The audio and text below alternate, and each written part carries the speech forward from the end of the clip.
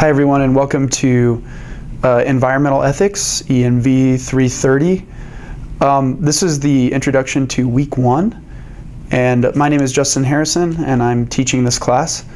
And I just wanted to go over some of the assignments for the week and some of the readings and talk a little bit about the course itself, and just welcome you to the course. I hope you're excited. This course is going to be about environmental ethics. It's going to be a mixture of both theory as well as practical applications. So there are many theories in philosophical discourse, and usually environmental ethics is considered in the realm of philosophy, but obviously there are different types of writers in literature, in the social sciences, things like sociology and cultural anthropology, which actually you're going to be reading. One of the readings for this week is from a cultural anthropologist who talks about environmental racism. But in general, there's going to be these kind of fundamental theories about how humans ought to live in relation to the environment and how humans ought to engage the world. So for example, one question is, when we engage in the environment or in actions that affect the environment, well, if we're going to be philosophical, first we'd have to say, what is the environment, right? What is the wild? What is important about the environment? Why ought we even care about the environment? And of course, there have been some thinkers throughout the history of humanity who have thought, well, we shouldn't care about the environment. What matters is production. And so if we have to harm the environment in order to produce certain amounts of goods that people need, then we must of necessity do that. But another common perspective in the history of philosophy and just in the history of economic thought is that what matters in relation to the environment is what the environment can give to humanity. And this is called anthropocentrism. And so this view is that what matters in relation to the environment is the human. And so the human is kind of this locus of meaning and of value and of purpose, and that when we engage or when we act in the environment, we ought to think of the human first, and then think of the environment as satisfying the needs of the human. So in that instance, it's acceptable to chop down a tree so long as I'm doing so to build a house, or to heat my stove, because I am a human, and the tree's value is that it can provide energy to my house through the form of heat, or it can provide a building resource that I can use to create a shelter to protect my family, right? And so I appreciate the tree, and we have a tree here, right? Which is nice. So the tree, I appreciate the tree because it provides me something that I need as a human. I appreciate cows because they provide milk, not because I care about the cowness of the cow, or because I think that cows are beautiful, or because I think that they are an organism that can experience suffering and therefore I should not beat a cow. Instead, the reason why cows are important is because they give me meat and milk. And perhaps, in some cultures, it's still the case that large animals like cows or ox or camels or yaks, their dung, people use their excrement, they dry it, and then they use it as a fuel source, right? In our country, we use animal dung as a fertilizer source. So anyway, the view of anthropocentrism is that what matters in the world is the human, and that we ought to make environmental decisions based on humans alone. And many of you probably have that view. But this week you'll be exposed to multiple views, and views that extend well beyond that. For example, there are some views that indicate that if a being is capable of suffering, then it has some sort of value or right to not suffer.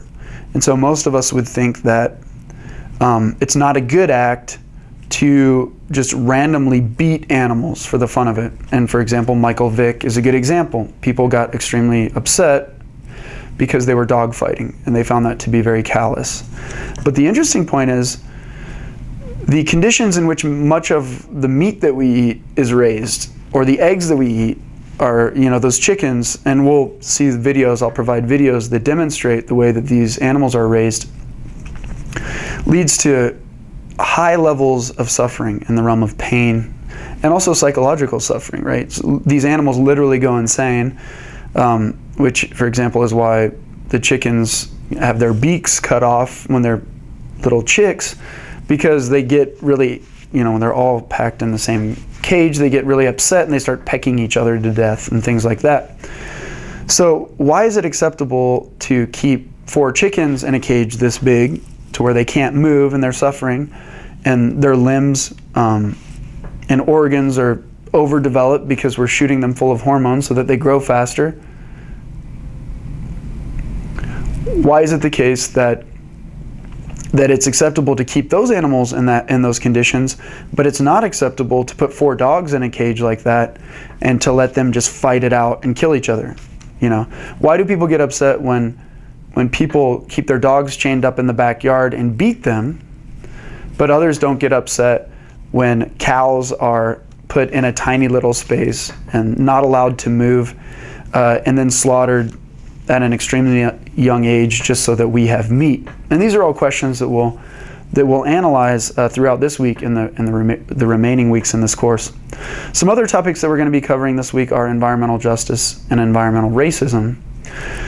You might find it interesting to note, and perhaps some of you fall into this category, that ethnic minorities are often exposed to environmentally toxic compounds at a much higher rate than white people are.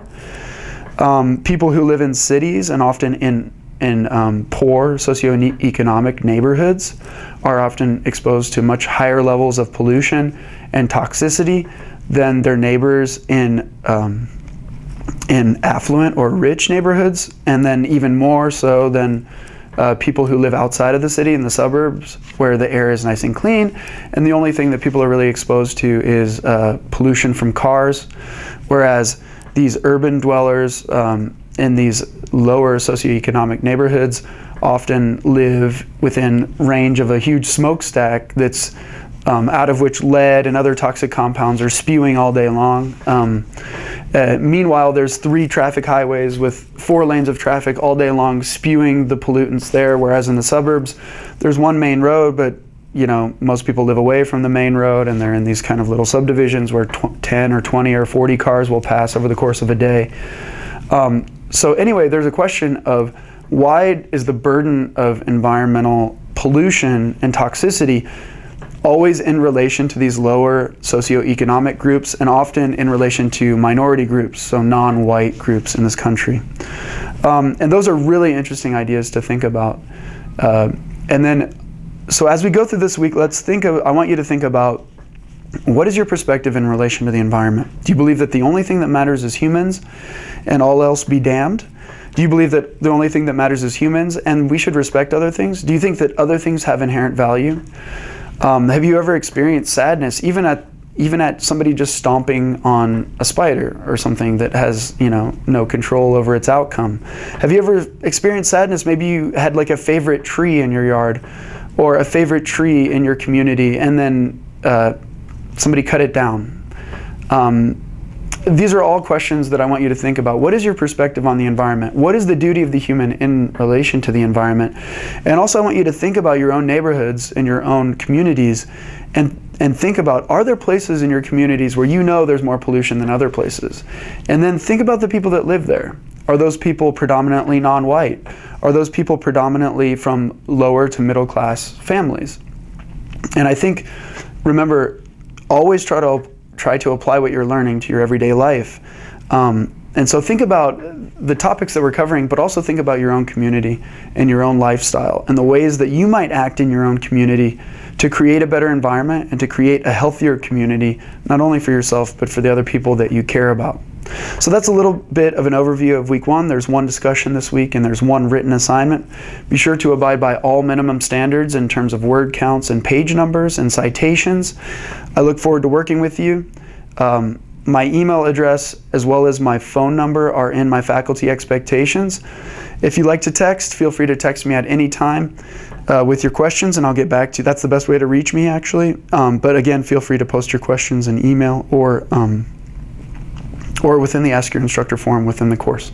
So again, my name is Justin. I look forward to working with you and thinking about these really interesting topics and how we can work in the world to create a better world, not only for us, but for other people who are being exploited due to their economic conditions.